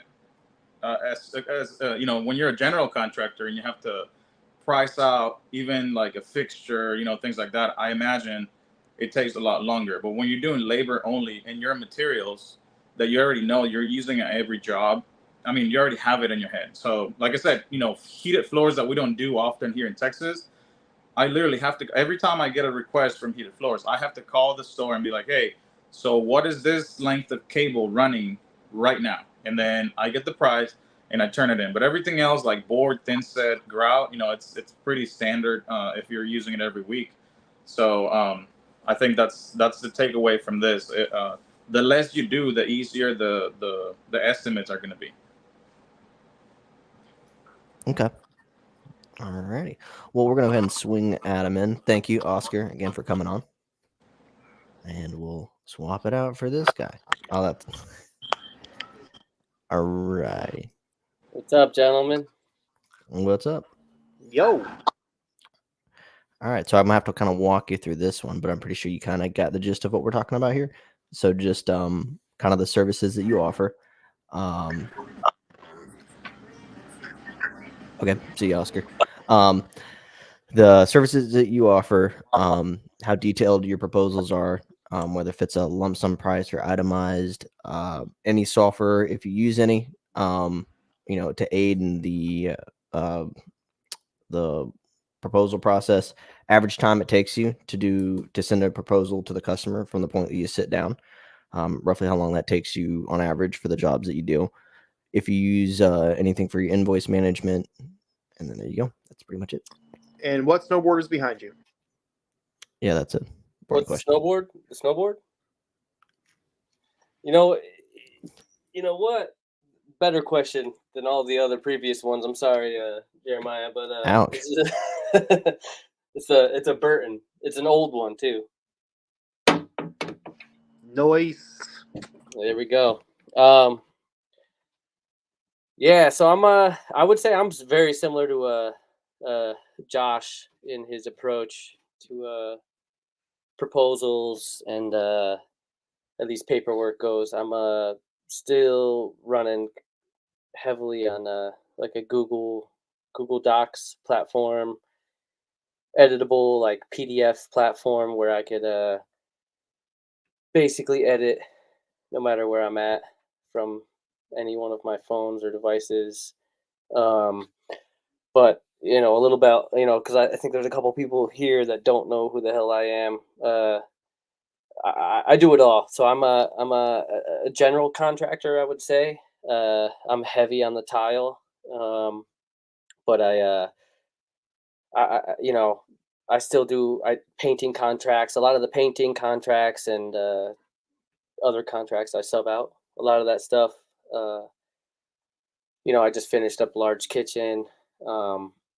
But I would yeah. So I mean, currently right now, I bid on the last project was a 5 month project, so it was pretty big. That one, it was a kind of a growing contract. 2 months of that project was all change orders, but so in my contract was mostly uh, labor and mild materials, I'd say. So the bulk items, cabinets, appliances, and the tile itself was left out of the proposal. Those items were picked by the designer in this project, so that's kind of the reason why those were left out. Normally, I would kind of do what some of you other guys do, try to do like an allowance. Not everybody likes that option, but the allowance kind of gives me the availability to kind of start the project before selections have been finalized. I kind of hate that process, to be honest. Some of it sucks because it kind of leaves the room for indecisive, you know, availability, and that it prolongs the project. Some projects like you just can't accept, knowing everything. I mean, like this last one,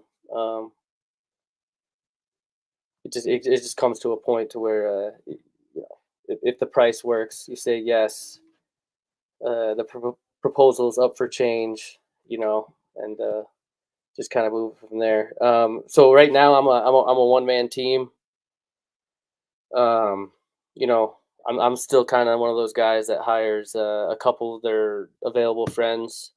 Like I asked Jeremiah and Omar, my previous customer wants to do like a full in-ground pool, like a Pertigo over a freaking river, fully custom, and he's referring to me for design. So I'd be calling them. I'd fly Jeremiah and Omar. Well, Omar would drive. He's 45 minutes for me, but Omar, or Jeremiah, he'd fly out, stuff like that. So I mean, like at the moment, I'm by myself.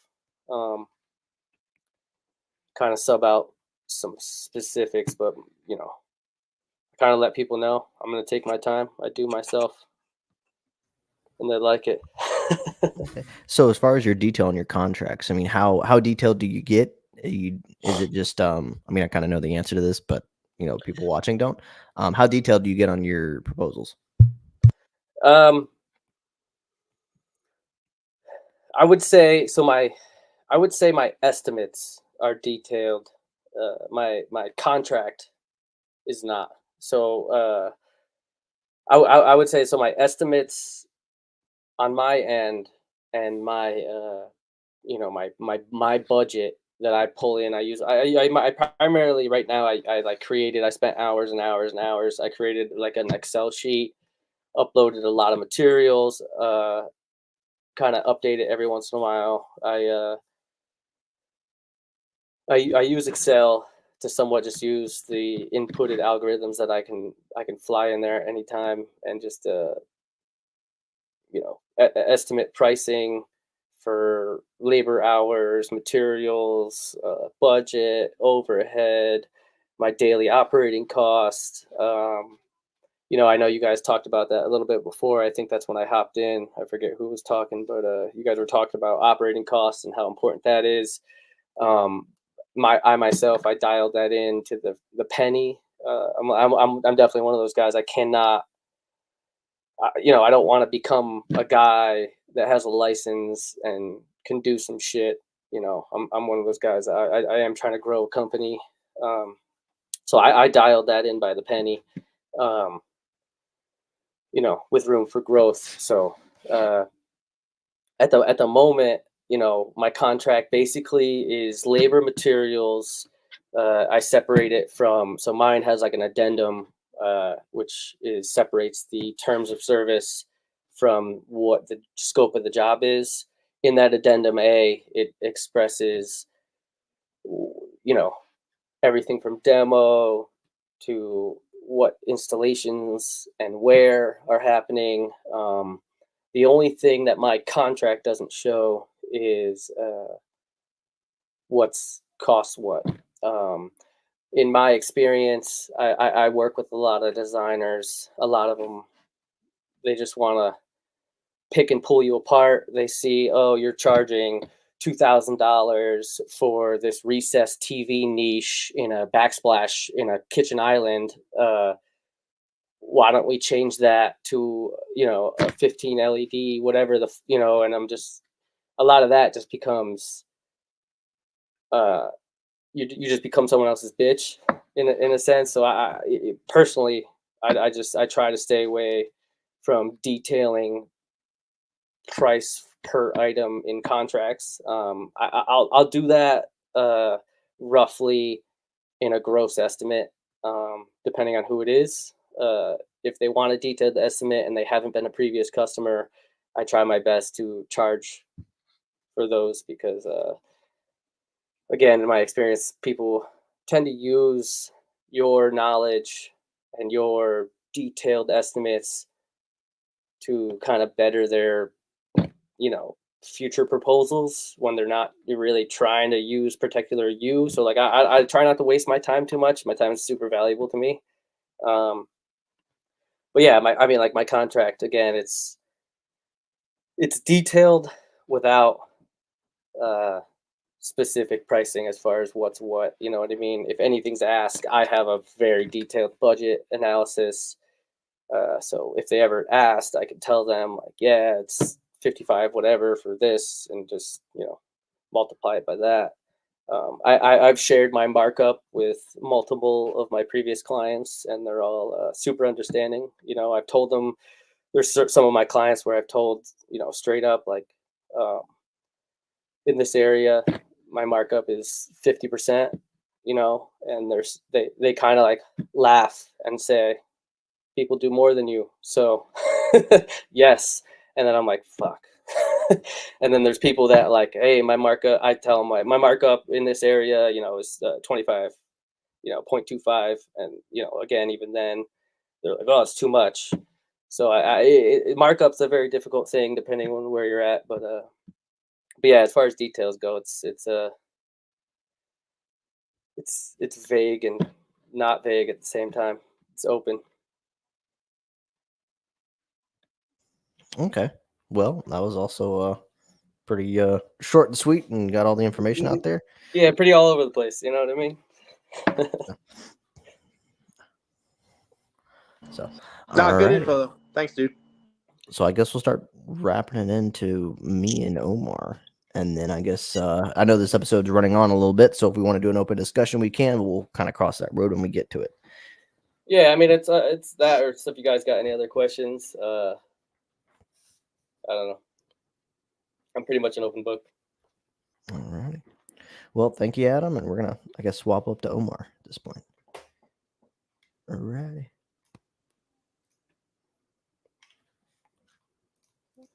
There it is. No, yeah, don't worry. I'm just Boomer. looking at Josh's tattoos right now. Boomer. I'm checking Josh out, bro. Can't help myself. What are you gonna do? But yeah, no, with as far as the proposals go, with me, I mean, we know the process, but I usually a day, maybe 24 hours, I would say, to turn it around, depending on how involved I am. I primarily do bathroom renovations. That's what's been my take right now.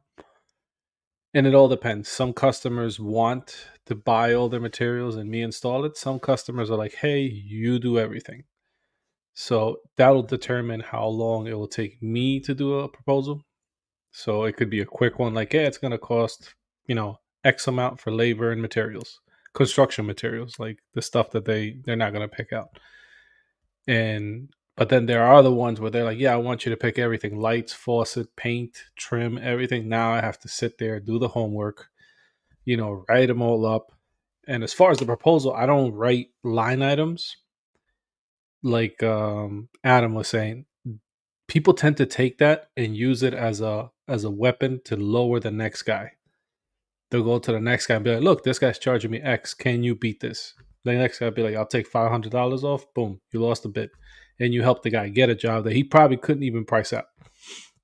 You know what I mean? So it's a double-edged sword. You gotta kind of be careful. And that's why I do the way that I do it. I do scope of work. This is how much it is. Here's the payment schedule. And if they agree to it, good. Sometimes the payment schedule can vary. Some like multiple payments. Some here's quarter, here's quarter, here's quarter. It all depends on the breakdown. But simpler the better. Still use pen and paper for my estimates. Just getting into QuickBooks because I'm a boomer and I'm still learning all these things. I haven't even received a payment through there. Like they're still writing me checks. Like it's still that old school. I got my first customer with credit card though. That was cool because Chase just sends a link to them and they pay for it and it's done. No more back and forth checks. Me having to deposit. But anyway, that's pretty much the scope of what I do and how I go about my estimates. And I try to keep things as simple as possible for the sake of trying to get the estimate out there faster rather than later, because we will lose it to somebody else. I mean, time is money, and we do it that way. What do you think your hit rate is on the amount of proposals or estimates that you send out? Too much. I try to Too much. I'm sorry. The requests are coming in. That doesn't mean that they're gonna be winners. I try to stay between 45 and 50 is my goal. Like that's where I like to stay, because anything beyond that, I feel like my prices are not matching the level I should be at. But if it's too low, then we know, like, okay, we need to dial it back. But that could vary so much, because I mean, where I live, you can you can literally walk across the street and it'll be a completely different, like, working class. You can go from like the working class this side, you go to where Trump Jr. lives, and it's literally right across the street. So the prices can vary vastly around my area, and I've gotten better now because I request pictures and a brief description of what they want. And one of the toughest questions that Jeremiah has a hard time with is, what's your budget? I always ask my customers, what's your budget? Because I'm not going to sit here and sell you the world only to find out that you don't even have the money for it. So it's easier, like, listen, if you tell me a budget, I can direct you in the right direction. Tile's not for everybody. Maybe we have to do an insert. Maybe we have to do something different. But if you don't tell me a budget, or at least a range, then I could sit here and sell you slabs. And then you're like, oh yeah, I got $5,000 for this bathroom renovation. It's like, well, I just wasted an hour of my day and I'm never going to get that back. So it's a tricky question. Apparently it doesn't work for him. It works for me. They're pretty good about it. I know the fear behind that is that they'll be like, oh, if I tell him 10,000, he's going to say 10,000. Like, no. And I say that too. I tell him, I'm not going to go to your range. I just want to know where we are. Because the competition is out here. not the best competition, I would say, but they're still out here. And people will pay. They'll pay them because it's like, I'm still getting a bathroom. Won't look as perfect, but I'm still getting a bathroom. So not everybody's your customer. And that process has helped me weed out tremendously. And also, I'm starting to get booked out too far out. So maybe for the right prices too. But that's just a volume thing. It's happening. It's coming in waves. I don't know where this money's coming from, but people are ready and they want to spend their money. I'm having to fly out Jeremiah here basically to help me with the overflow because I can't find a helper to save my life. Literally. So, and my kids are too young to help, unfortunately. So, without having to get into child labor laws, But that's pretty much in a nutshell how I go. So, any questions, comments, concerns? How much do you charge per square foot? $150. Jeez. So, yeah, square footage pricing. I personally feel if it's like, how do you like you got? Let's say the bathroom I just did, 50 square feet. That's the bathroom, 50 square feet. How do you price that on a square footage pricing? I'm not going to tell the customer I charge $600 to $700 a square foot. They're going to be like, what the hell? So square footage for me, it's either commercial or large spaces. Next sometimes question. Do you want to do a pool with a hydraulic lift in it? Absolutely. All right, I'm selling it. I would clear the schedule out just for that. I'd be like, listen, I'll dump all the contracts. Like, we're done. We're closing up shop for the summer. Sorry. I'm building a pool. It's way bigger. I can even manage by myself. Man, I'm looking at the chat. I'm potentially going to Connecticut, New York, and Florida. I didn't know about this stuff. No. Wait. You're going to Connecticut? Who's whoring you out? For Adam's pool. Oh. Yeah, highest we're going, bidder. bro. Highest bidder. No. Listen, three can work better than one. So and that's the cool thing about this, like the podcast, the Instagram, like we can help each other out in a pinch. We have connections with connections upon connections. Like, so normally it's the homeowner that I'm talking about. I actually I had him watch the podcast of me on the one where it was just the three of us, or no, actually, who else was there? The four of us, whatever. I was the feature.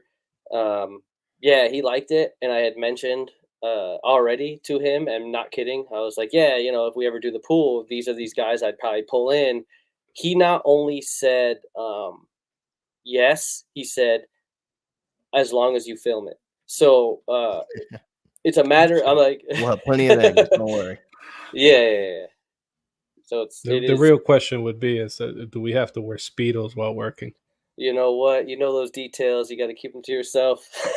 But yeah, no, definitely. So back with the whole contracting thing. QuickBooks is going to be my next thing. I'm trying to get a whole invoice system out because, I'm literally, when I say I'm like pen and paper, I'm still rocking these bad boys right here. Like folders. You can see it, but yeah, boomer status. Paper. But most of my customers are older. They're not a young generation. First couple I did that was young was recently, where they were in their late 30s, I want to say. So they're like, oh yeah, we can do Zelle, we can do Venmo, all the new ways of getting money. Versus most of my customers like, can I write you a check or go to the bank and get cash? I'm like, if the bank's gonna give you that much cash in one day, good luck, because they don't have paper, only digital currency. So that's another issue that I ran into. All right, so that snaps all those topics. You got anything else, Omar? No, that's pretty much it. Like I said, I touched on all the stuff that I do. Hopefully, anybody got questions, they can always ask. I got a question. So I think a lot of us said that we use pen and paper. I'm one of those guys. I use Excel. Obviously, I use Google Docs. Is anyone looking into? I know there's a lot of other guys that are promoting like Jobber and CoConstruct and Joist, all those. Yeah. Have any of you guys used any of that shit? Is it worth it? I mean, I feel like it's one of those things. Like it's not until you maybe have like 2 or 3 more employees. And then sorry for the language. I know I'm swearing. But No, that's fine. I'll touch a little bit on that one to get over to me because I'm going to answer that.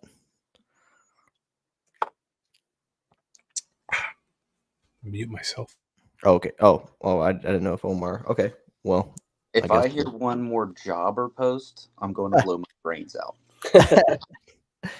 I'm so sick of people like, click my link, do my job. It makes me want to. It makes me hate Jobber so much. yeah, me too. It's Me too. probably a great program, but I just hate it that much. I'm just so sick of it. I agree. I mean, that's kind of why I asked, is because I kind of like, you know, a lot of us still haven't been there, which, you know, based on, you know, everyone in the chat, we're still not part of that group, but we're all friends, or we're part of that niche area of people. We're all doing the same thing. We're all tile guys, you know. So I was kind of asking, like, have you guys been approached? Is it something you guys are looking into? I think Yeah, the one thing that's good about having it digital is you don't have to go through your papers. You have it like on your phone or whatever, so you can like easily get to it. I mean, I'll write stuff out sometimes, like when I go to an estimate on paper. I still do that. I might do the thing with the iPad. That's kind of a good idea, but I still use paper. I have a notebook when I go and show up, but then I use that and then put it into my estimate digitally. So I'm kind of like both, I guess, still. But you have it on record, so that's one of the good things about having it in a digital form. That's all I could say about that. Yeah, we used Right. CoConstruct like 10 years ago, and I didn't like it that much back then, but my old business partner still uses it, and he loves it now, so it's probably better. I think Omar was telling me he uses primarily Tinder to Oh, So- you did Grindr? yeah. Bumble. He's on Damn. Bumble. Yeah. No, I'm So kidding. I'm you know, Jobber did actually reach out to me, and we were going to do a. Sorry, Josh, I know you're going to unfollow me for this one, but we were going to do a collaboration about Jobber, and So I will unfollow you so fast. unfortunately, due to trying to be respectful and not step on people's toes, I turned it down. Bad choice. Hey, You know what I mean? they Bad approached me a choice. year ago. I turned it down back then. You know, I turned it down because they wanted me to include him into the podcast, and at the time I didn't feel it was the right thing to do, because the podcast, I want to keep like any of that stuff out of the podcast, if you will. You know what I mean? I just want it to be about the installers, the people that actually work and do things. So we kind of put a halt on that, and that kind of killed the whole Java thing. It went from like, hey, you're going to be a creator of ours, to like, hey, join our whatever Affiliate code. speeches that they do. Here, come take a seat, and no, I'm good, thank you. But yeah, no, I was going to do it. part of our growth. You know, we got. I mean, like eventually you got to bring these people up, right? I mean, At the right time, yeah. I mean, yeah. you gotta. I'm also one of those guys that I have to try the system out for a little bit before I can get behind it. I'm not just gonna sell my soul for like a few bucks or a free product. You know what I mean? Like I have to try it, see if it works. I'm not gonna push. I don't want to become what do you call that channel that advertises stuff all the time. I don't want to be CQB of the Instagram, where you're like, hey, you're coming onto my channel, buy this tool because it's, you know, sponsored by so and so. I don't want to be that. You know, if it works, it's good. I'll recommend it, but I don't want to push it down people's throats either. You know. I get that. I mean, if it's something that you've already used in the past and you already know you like it, like, you know what I mean? That I understand. Yeah. But to, just like Josh said, to see it so pushed on, and like, if I believe in it, I'll use it. I'll advertise it. If it works, I'll tell you the truth. Hey, listen, it's great. Or hey, you need to stay away from this thing. So, but definitely now, back to Jeremiah. Let's continue on with you. Okay, and we'll swing over. All right. So I guess make this short and simple. So I technically, I guess, I'm a general contractor, but I focus mainly on the tile. Tile is kind of what what I like to do. But I'm generally dealing with bathrooms, and if I want it done right, it seems like I got to do it myself or make someone do it the way I like it. So I'm kind of a one-stop shop, if you will. I let the customer pick out the fixtures, I let them pick out the tile, and they make the selections, and I purchase it. So I kind of go through a design process with them where I use Home Designer Pro by Chief Architect, and I'm able to kind of use that for my scope of work, bring it in. This is actually once we get to the designing phase of it, but I kind of create all that together. It's all cohesive. As far as like how detailed my contracts are, I used to do very detailed line item stuff. As people have mentioned here before, when you do line items, it seems like people want to pick your pricing apart and kind of pick and choose what they want. So I started to move a little towards pricing out by category, because then you can't exactly dissect what each line item cost, but customers still want somewhat of a breakdown. Now, the only time that I do a full line item breakdown is if it's an insurance job, because every insurance companies seem to want to know every screw and nail that you use. I'm trying to move more towards a lump sum price, but we're going to see how that fares in my area. Not a lot of people like the lump sum price. They want to know kind of where that money is being allocated. As far as softwares and aids, I use, again, Home Designer Pro by Chief Architect. I use that in my estimating or my proposal process to get the numbers, get the measurements that I get from site, kind of bring it into there. I usually vet the customer before I even show up. So I give them an estimate range. Once we agree to that, I show up, I take measurements. And then that way, when we get into designing and selling the renderings, I already have all those measurements.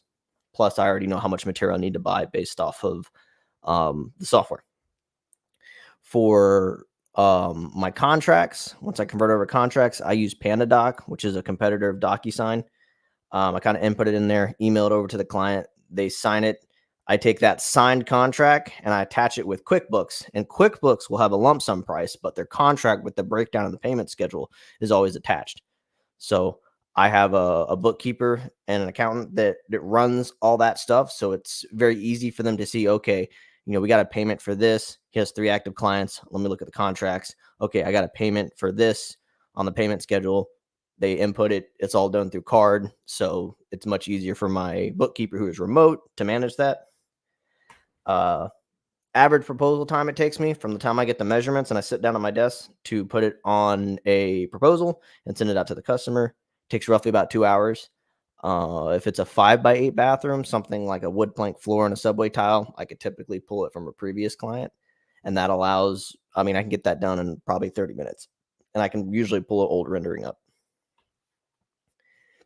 As I said before, I use QuickBooks to manage all my invoicing, payments, etc. And that was pretty much all of that. Topics. So what was that? Sorry, my bad. You were hiccuping a little bit, and I just wanted to do the audio for it, so I said hiccup. Oh, my fault. So yeah, now I do tell customers, just because I still work and operate in my company, and I have a guy that works with me full time. I still work during the day, so I do my proposals in the afternoon, and I typically tell them it's going to take me about 2 days to get to you before I send it out. That allows me to crunch my numbers. But it generally only takes me about 2 hours to go from measurements to essentially, like, my proposal is essentially a contract. I don't have to put a very detailed scope of work, because generally my renderings I actually include in my contract. So when I sell them I sell them on the design stuff, that gets inputted into their contract. So later on, if they go, I didn't think it was going to look like that, I can tell them they're a liar, because the exact fixtures that they wanted, I inputted in the software. The layout's there, everything is there. So for me, that's like about where I'm at. So I think if it's under like a month long project, it typically, I would say the same thing. It takes maybe about a couple hours to draw up like an accurate proposal, because a lot of times I'm using this previous proposal. Anything over like a month long project, I'll do the same thing. I say like it's about 2 days for me to give you a response it like respectively, because obviously you don't want to overprice, and I'll use that as the excuse. Like, obviously I can probably take all day, but I got other things going on. So I'd say the same thing. It's like, yeah, give me 2 days, because I don't want to overcharge you or just roughly, grossly add additional things for no reason. But yeah, makes sense. It up, might Josh? be helpful. Let me know if you guys think, but I've done this with other guys before, and it's helped me learn some things. But like, if you think it'd be helpful in the Instagram chat to drop a copy of your proposal or your contract, sometimes that helps other people. Like, because visually, like if you're like, man, I have such a hard time with the lump sum. Like, you see how other guys do it. Sometimes it helps. Hey Josh, you just started following me. I'll send you over. I already shared it with Jeremiah and Omar and Yeah. C and B. I'll share you my contract. Yeah. You can edit it. I'll share you the Google Doc so you can edit. That's cool. Adjust That's cool. it. I appreciate that. I'll drop one of mine in the group chat or something if it's any help for anybody else. But yeah, right on.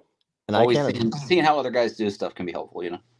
So that actually, now that you bring that up, so I use Excel a lot. I mean, I've got pages and pages of Excel spreadsheets that are all kind of intertwined. So as soon as I change a number, like 3 different sheets, the numbers change simultaneously.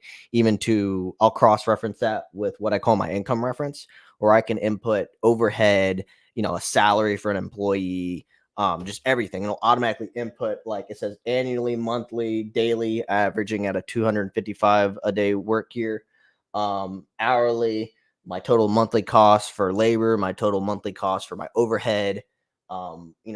Just it breaks down my overhead by category. And this is something that I'm constantly redoing. In addition to that, my contracts and my proposals are actually made through Excel as well. And what I do is I just do, print, and then I remove the grid lines. But that allows me to break this down. Certain things that stay the same as far as pricing, I can have it pull that information from another page. So if I update the pricing on that page, it'll update it on my contract. So now, do you feel like that forces you to be more detailed than you need to be in your proposals, though? So to an extent, so the way I have it set up is I call it my facing contracts. I have a customer facing contract, and then I have a contractor facing contract. And what that allows me to do is, this is the customer, this is the scope of work they're going to get. They don't know what products that I use. That's just because at the end of the day, you're hiring me because I'm the professional. Now, if it comes down to like fixtures and stuff like that, I'll name the exact product because that's specific. But as far as like what foam boards, what thin set, all that stuff, that's none of their concern. On the contracting facing side, it's essentially a materials list for me. So I can print that out. And generally, if they want like a certain vanity from like Lowe's instead of my distributor, or if they want a fixture from Amazon, whatever, I'll put the link in there. So when they're ready to go, I can just go down that order list and I can order all the material. I've got a 600 square foot unit that I store all my jobs on the pallets. And that way all the materials there on site or all the materials there. And I've checked it before we even start. So yes, it requires me to be more detailed, but that doesn't translate to the customer. It's more for my personal preference, because I'm very much like, I'm down to the penny as well. You can ask Omar. I'm way too detailed. I want to know wherever every penny is going, what my margins are for screw ups, budgeting for, like replacing stop valves, doing a subfloor, common things that you see in a bathroom, especially if there's like water damage. But that doesn't show on the customer side, if that makes sense. I know there's a lot to digest. Yeah, that makes sense. I just I found using Excel, for me, like to take that and transform it into an actual printout, it took too much energy. And I'm curious as to how you do it, because it for me, it took too much energy to transform an Excel program into a printable proposal without going through and re-editing so much detail, because you don't want to always share all that detail. I know I give it like certain people want that detail or segmented separation between cost and like the tile versus labor and material versus this, and and they want to see that separation so that when anything does come up, they can tell, like, well, I changed my mind, I want to use that money I had allotted for hardwood flooring, but I want to use that for this, and I'll just do vinyl plank. You know what I mean?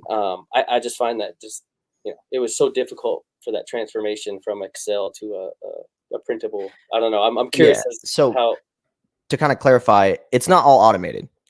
So like I'll go to each page and it will spit out a number, and I take that number and I kind of have like my main contract. Certain things that don't change, it'll automatically get inputted, but typically I've got to, take out the vanity if we're not doing the vanity, or hey, we're not touching the floor, we're just doing the shower. There's certain things I've got to take out and rebuild.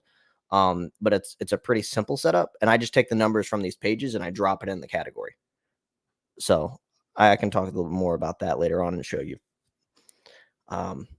That's pretty much the rundown on me. So we're kind of trying to wrap it in because this episode's going a little long. So we're going to kind of leave it open at a Q&A. If anybody's got any questions, this would be the time to talk to everybody. So, Which I'm gonna baby bounce. oiled us. Nice to meet you guys, man. It really was. I'll be glad to keep this conversation going in the Instagram chat. Mm-hmm. But Yeah, great to meet you guys as Yeah, well. gotta get these kids to bed, man. I agree. It was good meeting you guys. See y'all. all right. Well, thank you everybody for coming on. I know this episode took a little bit longer, but it was a bunch of good information in here. Hey, Jeremiah, thanks for having us on. You and Omar, we appreciate you. Thanks for having us. Good to be here. Yeah, thank you. I appreciate it. Yeah, I agree. Okay. Thanks, And guys. bring us out.